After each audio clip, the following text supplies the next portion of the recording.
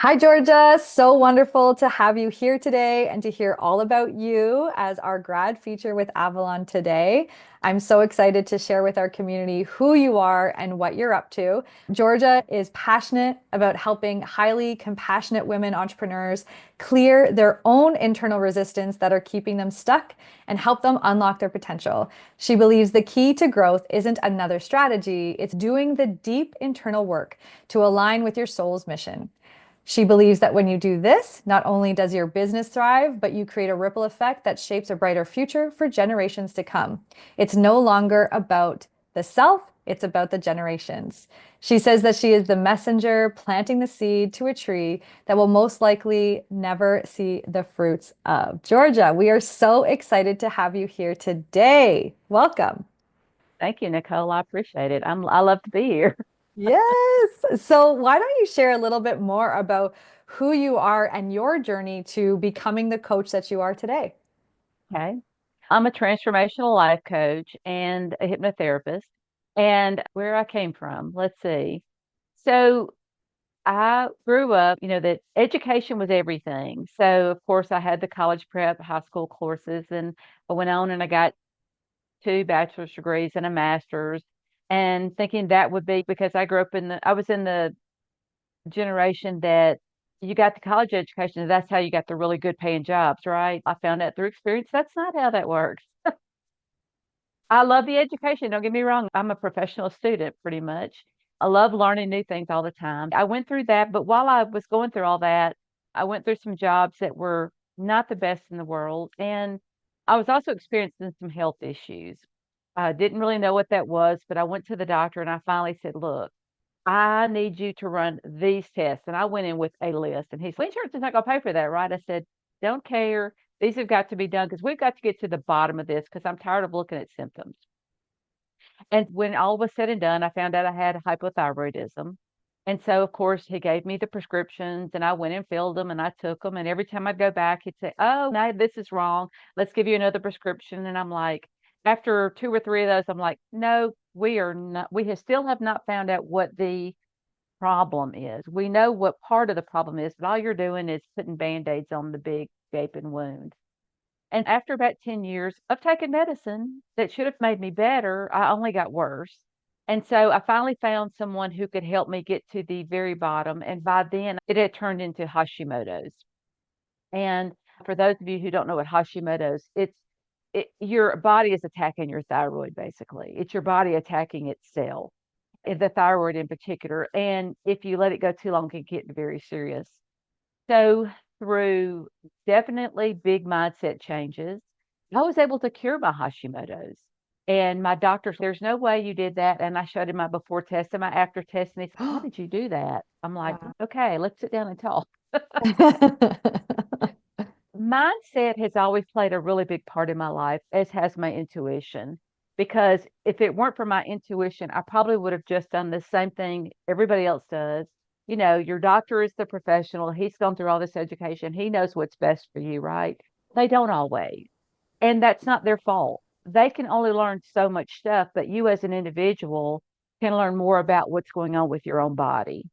And you have more time to do research on you and your symptoms. Sometimes they need to co-work with you to figure out what's going on and how to treat you.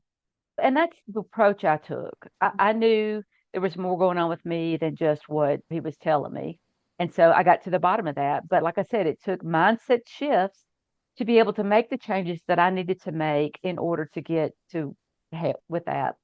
And do you want me to keep going on from there or Yeah. So you said mindset shifts. First of all, congratulations on absolutely, like you said, co-working with your doctor and collaborating and advocating for yourself. Those are huge pieces. And you cured yourself, the before and after. That is incredible. And I'm sure there are a lot of listeners who have similar experiences and are looking for those types of solutions. And so you said mindset and intuition. And I think you were doing some coaching before you joined Avalon. So tell us, how did you take all of these, your journey and bring it into where you are today? okay? Right after I got through, after I cured myself of Hashimoto's, I realized that food also played a big part in our health. You've probably heard the saying, food is medicine. Believe me, it is medicine. And so when people are saying you need to eat whole foods, get away from the preservatives and all that, our body knows what a natural apple is.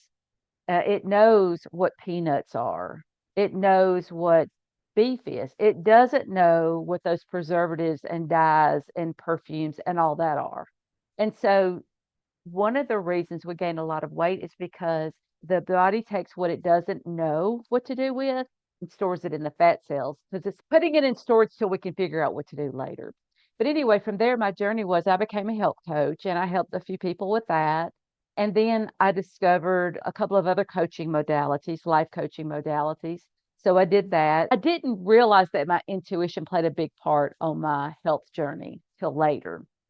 And after I had been in life coaching and health coaching for a while, I realized that people kept telling me you're so intuitive. And I'm like, what do you mean? What makes you say that? Because I don't feel like I'm doing anything nobody anybody else is doing. They're like, it's the words you use, the things you say and when you say, and like the timing of it. And so I finally came to appreciate that everybody doesn't think like I do. Everybody doesn't express themselves the way I do. Everybody doesn't have the same thought process as I do. And that's been a really big jolt for me because I just assumed everybody was just like me. And the more I go along and the farther I get in my journey, the more unique I realize I am. Not that I'm better than anybody else, it's different. We're all different. We all have our special talents and abilities. And on my journey, I realized that a lot of the things I was doing was using my intuition and like I did Akashic record readings and things. And I realized that when I was talking with people, just enthralled is the word that comes to mind. And by what I mean is when you're listening to someone and you're so tuned in that you don't see or hear anything else. Okay, that's what I was getting a lot of. And I was talking to one of my mentors, and she said, "Oh, you need to go into hypnosis." Well, about the time I discovered hypnosis, I discovered Avalon. And Kelly and Laura were talking about evolved NLP and how it's used. And I'm like, what a beautiful blend, hypnosis and evolved NLP. And I loved it because I took the classes at the same time, and they both really tuned me in more to my intuition because it's really about listening to our body, right? It's about listening to paying attention to the feelings that come up, the thoughts that come up. Sometimes we'll get sensations in our bodies, and a lot of us dismiss that when it's really your body is talking to you, trying to say, no, pay attention. This is important. Both of those really taught me that. NLP really showed me how important our unconscious mind is. Most coaching is very surface level. A lot of things can be dealt with at a surface level, but so much of the issues that we face are deeply ingrained in our body, in our past. And it's the beliefs we grew up with. It's the emotions that we grew up with. Were you good at expressing your emotions growing up, or did you suppress them? Because, oh, Mm, we can't be a big girl. You fell down and hurt your knee. It's okay. Stuff it up. Be a big girl. We're in a crowd. You cannot make all this noise. I know you're upset. I don't care. Later, we'll deal with it after we leave the crowd. So we got a lot of that growing up. You were supposed to be quiet when you were in a crowd. You weren't supposed to show out or throw a tantrum or be upset or cry. Don't cry. You mm, got to be a big girl. So we were always taught, and I'm not saying it's just women, men too. We were taught to stuff our feelings down. You can show them later. Well, yeah. now is when you need to express, not Yeah. later. Yeah. And Absolutely. unfortunately, I did pass that on to my kids, but as they've grown up, I think they've become much better at expressing themselves because I did learn. It took me a while, but I did learn. And that's one thing Avalon really teaches you is to really trust what's coming up, to trust yourself, to allow your emotions to come up and be seen and heard and felt, and then to allow them to dissipate on their own versus Mm. stuff that sucker down a little bit deeper. I love how you called it stuff that sucker down so we can't see. It's so true. And I think you make such a beautiful connection with what is so important on the Avalon journey and our training in terms of being able to trust yourself. And I think that is such a skill that we come into the world knowing, and then life happens, and maybe we forget about it and we forget how to do that, and we stop listening to ourselves. And it is such a gift to be able to relearn it and to be able to then teach others how to do that, which is what I'm hearing you say too. And what a gift that is. I think that's very much connected to our trauma conscious aware approach and the training. And I think you definitely just spoke so much life into that. And I appreciate that. How would you say that the hypnosis and the trauma conscious training, how do you feel like that has made your business different from what it was before you had the training? It's made me more aware of words Mm, and the power they have, mm, whether that's the power to make you feel bad or the power to make you feel awesome, amazing, wonderful, competent. Because the deeper I got into Avalon and the classes, the more I realized that it was like in the Matrix taking the red pill versus the blue pill. It was like I took that blue pill and my eye, the rose colored glasses came off, and I started being more aware of the things people were saying and how they were saying them, whether they were to me or to someone else. And it really opened my eyes and my ears to people who were trying to disempower me mm. while sounding like they were trying to be friend and encourage me. Does that make sense? Yeah, 100%. You don't think about it. You think, oh, they're being so encouraging, but it was a double-edged sword. They really weren't. They were Right. saying it in a way that was very disempowering for me. Mm, And it took me a while, like I said, for those rose-colored glasses to fall off and for me to hear the words and really hear what was being said. So that was very powerful for me to know mm, that, to be able to be aware of that. But that's the biggest thing I took away from Avalon is not only do you need to pay attention to the feelings that you're feeling and be aware of other people, but to be more conscious of the words that you use right. and also the words that are being used to you, that are Right. being said to you. Because some things are said at a surface level, some things are said at another level. But if you're not paying attention, you take them at surface level and you're like, oh, that's really good. The other day, someone said, when somebody says, I hope you feel better, I found out that's a very disempowering saying. And I'm like, oh my gosh, I've got to quit saying that now. I'd never thought about that being not a good thing because I hope. Well, hope is maybe you'll have it, maybe it won't. It's more you're going to get better, or Yes. I'm sending you energy, whatever. But I never thought about hope being try. Try Hmm. is, oh, I'll try to do Yeah. something. Yeah. Try is a fail. It's an automatic fail. And so I'm beginning to think hope is like an automatic fail. You're not really giving them the power to get well. You're just saying, well, try to get well. Basically, is what you're Yeah. I hope you can try and get better. Yeah. I understand. So, how would you say understanding the depth of language and emotions and how it all connects with our how we were raised and getting down into the depths of that, knowing all of this and having the awareness, the skills, and the training, how has that helped you transfer that, empower your clients, and how has that helped you in your business, let's say, as a practitioner and a coach in the work? I realize we've all got a history. We all had parents, and our parents did the very best they could, but they were trained by their parents, just like they trained us. And the stuff that we grew up with was the stuff they grew up with, which is probably the stuff their parents and their grandparents and great grandparents grew up with.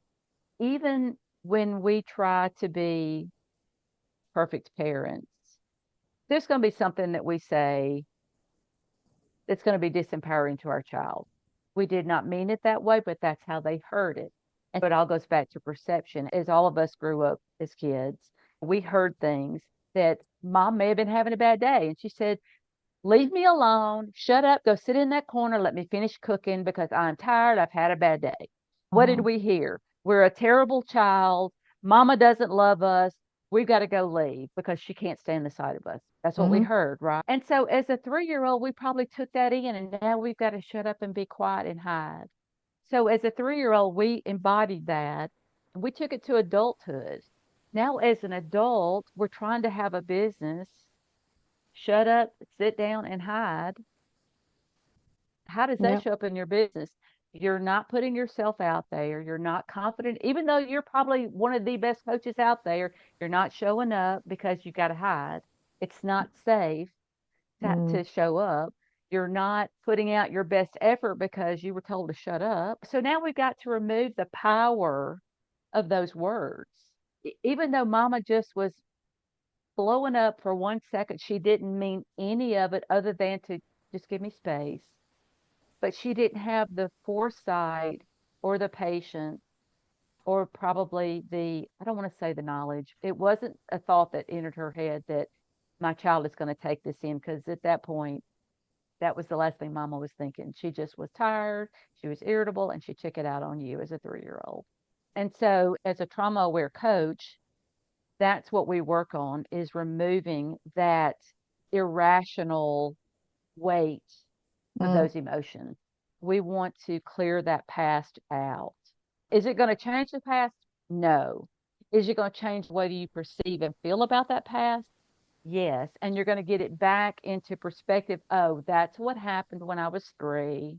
That doesn't mean at this age the same thing is going on. I can speak my truth. I can say what I need to say. I can show up as a confident coach or salesperson or whatever I need to do.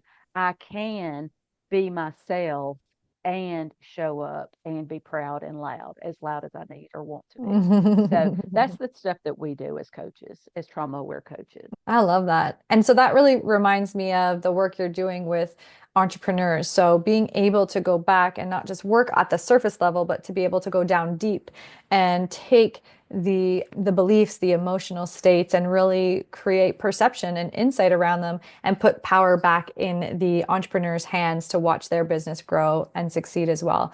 I'm curious, when you're working with your clients now, what would you say has been one of the most profound tools to help them have that transformation and really just be able to go for it? What would you say has been your experience? In Avalon, we have a 6-week program called The Breakthrough. And inside the Breakthrough, we have two humongous tools that I absolutely love that really give you the faster results. And one of them's called the quantum change process, and one of them's called the quantum time release. And the quantum change process really goes deep to find those limiting beliefs. We experience the things we experience because it's part of our journey, right? That was an experience for you to learn and grow from. Yes, it was terrible as you went through it, but there's a reason you went through it. And if you hadn't gone through it, would you be the person you are today?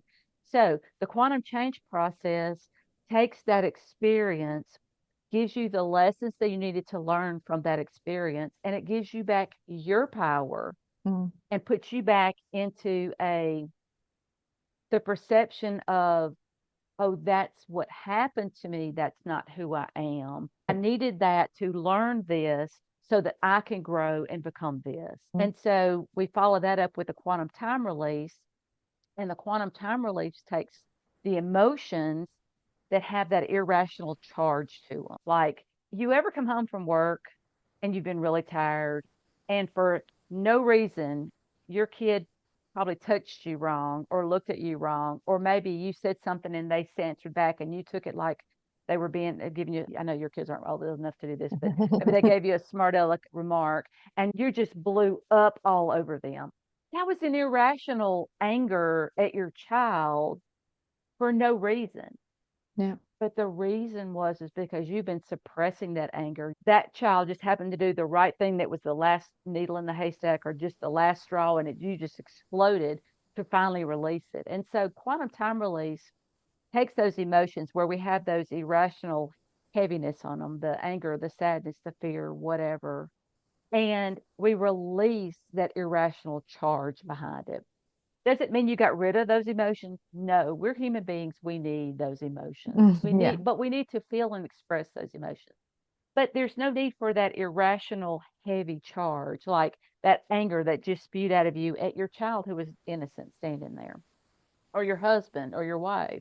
And we remove that so that it's not this ticking time bomb sitting there. Yeah. And so once you do both of those processes, it's not, you don't have to do both, but together they're beautiful tools. It's a weight has been lifted off of your shoulders, and you're not carrying this heavy baggage of guilt and shame. And I have to be the good girl. I have to be the good man. I have to be brave. I have to be strong. No, I get to be real. I get to be strong on my own. I get to Yeah. be confident and be the person I know I am. And so that's how powerful those tools are. And Mm. that's why I love working with entrepreneurial women, because a lot of them are sitting there and they know what they want to do, but they're not allowing themselves to be open and brave and confident and speak the words they know they need to speak to their people.